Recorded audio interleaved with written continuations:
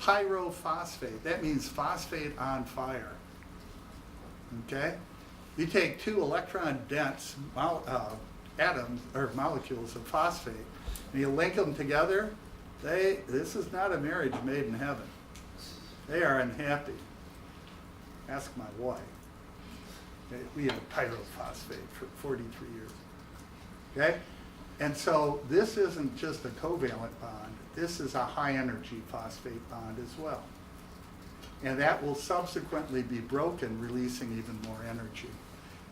That you're going to be hearing about when we talk about replication and transcription in those virtual lectures. That there's energy released subsequently. So adenylate cyclase converts ATP to cyclic AMP and pyrophosphate.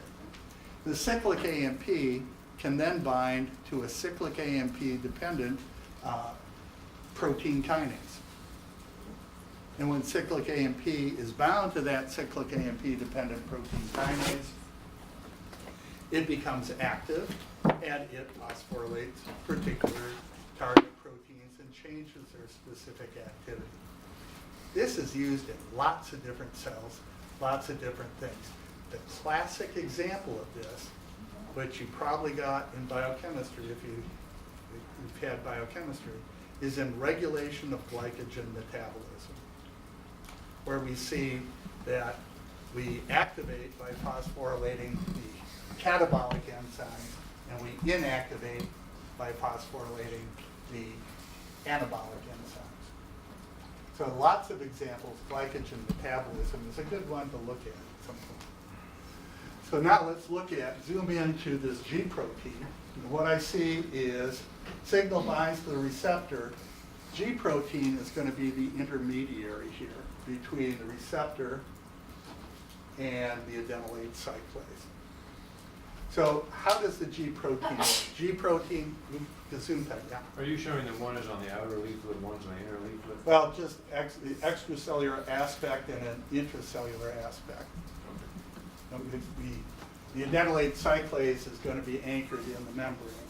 Same for the receptor. Receptor has to be able to be in contact with extracellular fluid, and this has to be in contact with the ATP. And the GTP is membrane associated also. So the G protein. G protein stands for GTP binding protein. It's short for GTP binding protein. So we got rid of the TP in binding, shorten it down to G protein. There are different types of G proteins. Basically, we're just going to look at the excitatory or positive one, but they have inhibitory ones and they have S ones as well. So they can work and diffuse or move within the membrane. Here's how they're going to work, roughly. I have an unoccupied receptor at the resting state. No signal is bound. There's the G protein in the resting state. And what I see the G protein at rest looks like is there's an alpha, beta, and a gamma subunit. And to the alpha subunit, we see bound a GDP. And then we have an inactive effector. So how do we activate this? Signal is present, it binds the receptor, bring about a conformational change in the receptor. This conformational change allows the G protein, to interact with the receptor. When the G protein interacts with the occupied receptor, it changes the conformational change in the alpha subunit, which now causes the alpha subunit to prefer to bind to GTP rather than GDP. So GTP molecule moves in, displacing the existing GDP. When the GTP binds to the alpha subunit, it brings about another conformational change in the alpha subunit, which causes the G protein to no longer connect to the receptor. So there's my conformational change in the alpha subunit. Now we are an activated G protein. I can tell that because GTP is bound to it, to the alpha subunit. This can move within the membrane, and as it moves, it can now, in its activated form, interact with the effector. As the alpha subunit interacts with the effector, the beta and the gamma subunits come off. And now what we did was bring about a conformational change in the effector molecule, which has caused activation of that effector. So if this effector was adenylate cyclase, now our adenylate cyclase is active and it can form cyclic AMP. And it can continue to do so long as the activated subunit, alpha subunit of the G protein is bound to the effector. And so we're going to make cyclic AMP. Now we also have to inactivate this system. And the way we're going to do that is we need to inactivate the alpha subunit. We need to replace the GTP with a GDP. The cool part about this is the alpha subunit contains GTPase activity, so it inactivates itself. So we hydrolyze the GTP, leaving behind a GDP on the alpha subunit, and now it's inactivated. It comes loose from the effector, which stops being activated and stops making more Briggs and cyclic AMP.